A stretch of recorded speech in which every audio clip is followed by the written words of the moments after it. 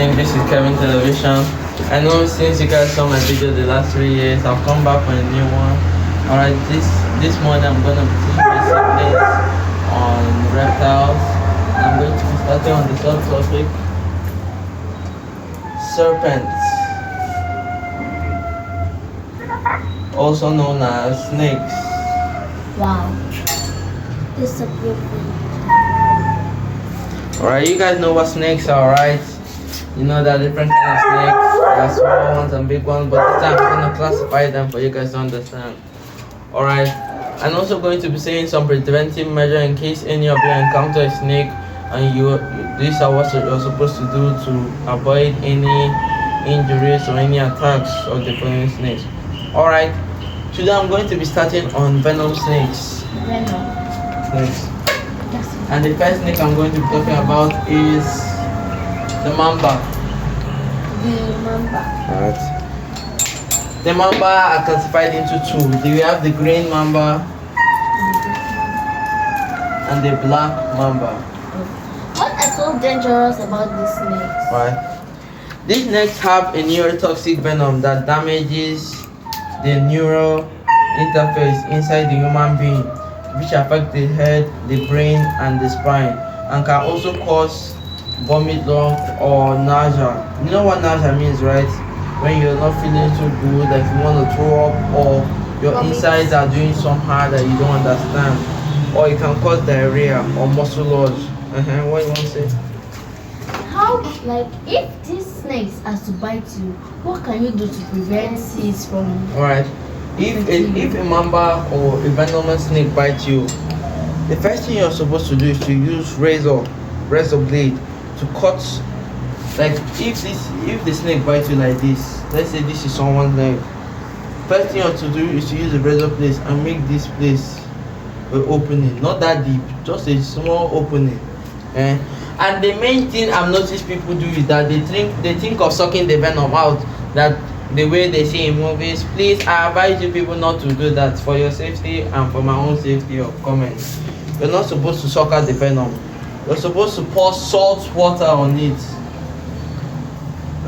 Salt water on it, not so that it can kill any, or it can at least minimize the damage on it, not to suck the venom.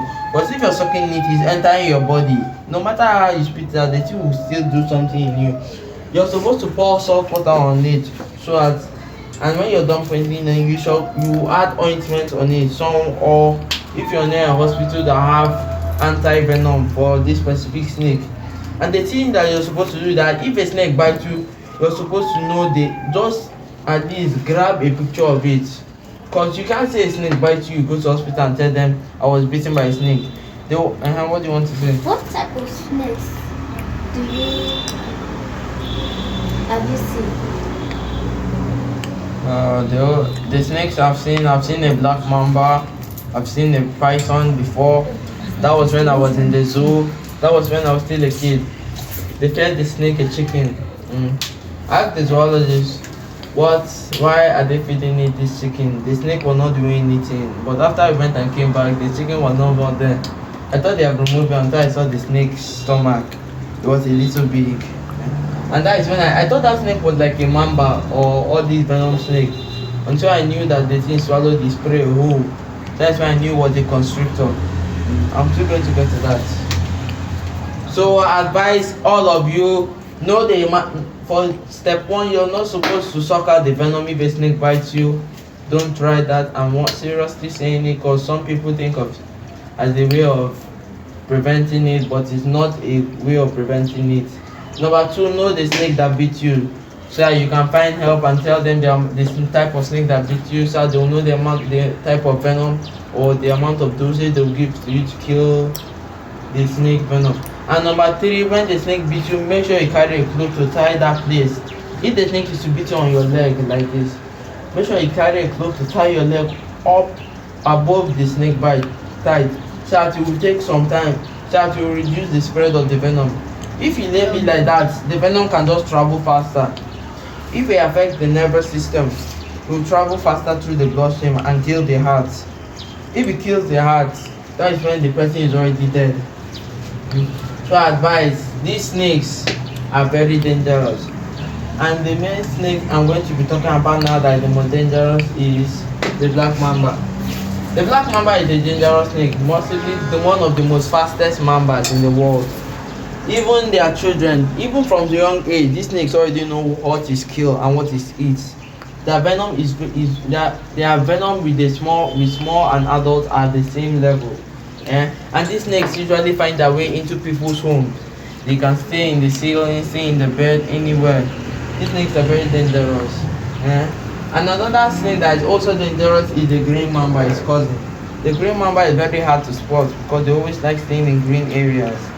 Their venom is not as dangerous as this, but at least it can kill somebody. These two, the mamba is a very dangerous species of venomous snakes, which are not supposed to be threatened with, because them alone can take down a fully grown man in less than 20 minutes, if not treated properly. And also, for the last time I'm saying is, guys, please don't suck out the venom if a snake bites you. Alright, that is for the mambas. Venomous snake. Alright, let me think of a descriptor. I'm going to talk about the African rock python. Alright, the African rock python. These snakes are not like venomous snakes. They are constrictors, or what do you want to say? What is so dangerous about rock pythons? Alright, rock pythons are not like mambas or any venomous snake like cobra or viper. These are constrictors or members of the boa family. All these are snakes that specifically kill their prey, not with venom.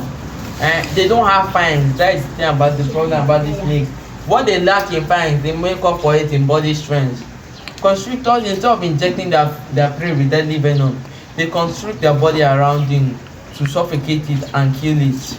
And when they are done, these snakes begin to swallow their prey whole, starting with the head first.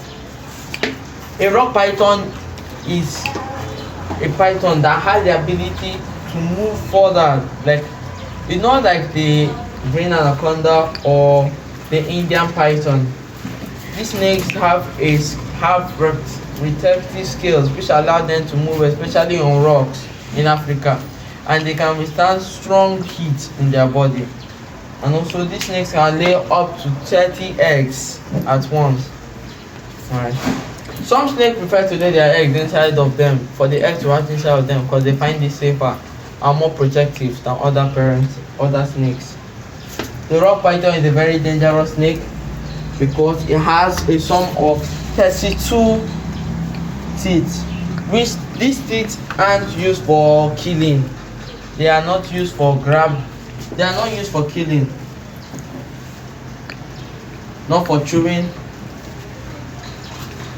but instead they are used for catching. And they are used for catching. Yeah, they're used for catching.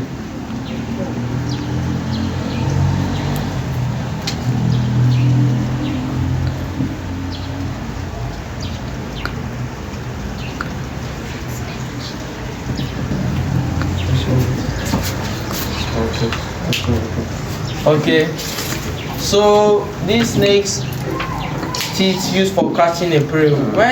If you encounter a rock python, for me it's best that you step away from it, especially the head, because the first strike with the head. For a rock python, when it strikes, it first uses the head to grab its prey. Even though the snake lets go of you, that bite mark can lead to infections or bacteria, especially. From grabbing it, you then throw its body climbing from your leg or from your arm to wrap itself around your chest, like from here. A rock python can easily kill a man from here by crushing his ribs. When it crushes the ribs, the lungs become vulnerable, and from there it reduces oxygen entering the body. Without oxygen, the heart can't produce enough blood. And from there, the heart begins to get damaged. From there, the human being can easily die. When they dead, the python can begin to swallow it, starting from the head first. But the thing I love about snake is that jaw. A rock python jaw, a normal human being jaw can open from like this, but a rock python jaw is way bigger than a human's own with its teeth, making it easier for it to swallow from the head. And they have elongated tissue that is able to stretch for them to for the prey to for them to swallow their prey. That tissue become elastic, very long for the prey. If they are catching a big prey, let's say an impala, when they are done swallowing it, their skin becomes elongated, which and it will take some time for the skin to retract back because it has been stretched, and that stretch they are using energy for them to swallow that amount of prey. It can take a rock python a whole hour for them to swallow a whole impala, let alone for something like a man. After that, the snake will take some time for it to rest after the energy it has wasted in swallowing that whole prey.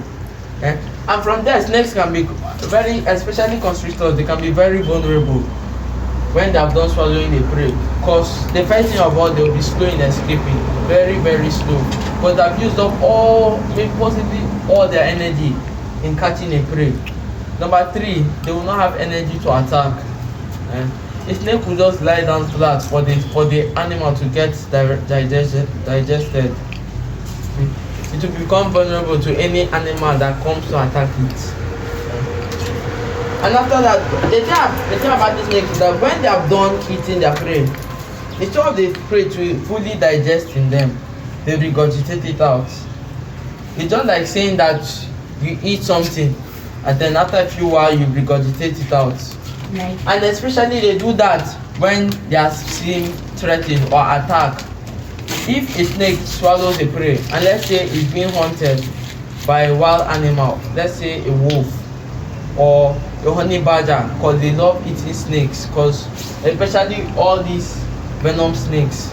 If a snake swallows a predator, a prey, and it's being attacked by a predator or being stalked, the anaconda or the python will regurgitate their meal out to make them faster, because if that meal is in them, they'll become slow, they won't be able to attack, and they'll become very very vulnerable. So that is it about the snakes, about constrictors. Alright, I'm going to talk about one snake I know is very, I'm going to talk about another snake, but that will be probably in my next video. But for now, you people should really understand what I've said about these venom snakes and these constrictors.